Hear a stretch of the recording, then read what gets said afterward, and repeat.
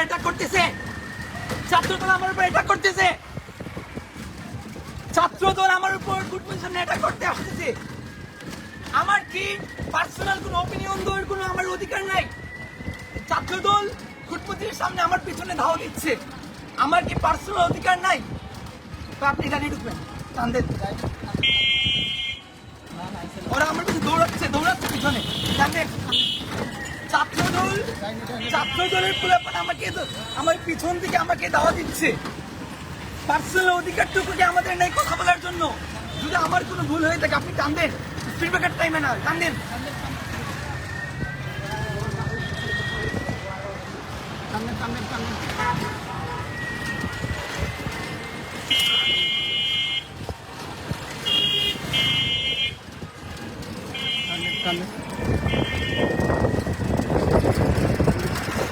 চিন্তা করেছি পার্সোনাল অধিকারটুকু করে মানে কি করতে দিবে না?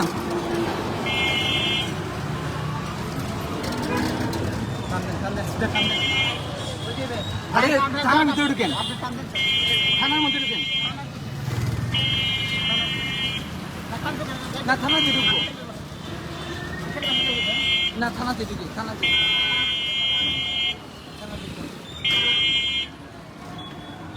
আপনি এসপি হয়েছে যান, থানাতে ঢুকেন, কাছে আছে সামনে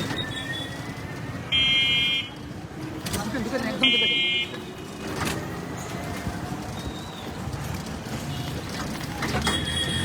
সামনে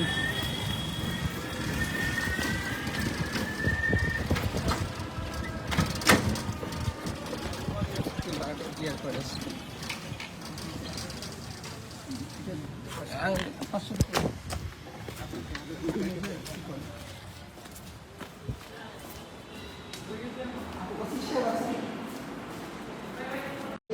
দাওয়া দিচ্ছে, আমি লাইভে আছি, আমাকে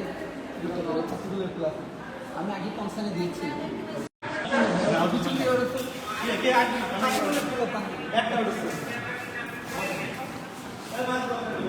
আপনি ভাই আমি একটু ওসি সাহেবকে একটু বললেন, আমি আগেই কনসার্ন দিয়েছিলাম আজকে আমার একটা পরীক্ষা আছে, পার্সোনাল অধিকারটুকু মানে কোনো ফ্রিডম অফ স্পিচ নাই নাকি?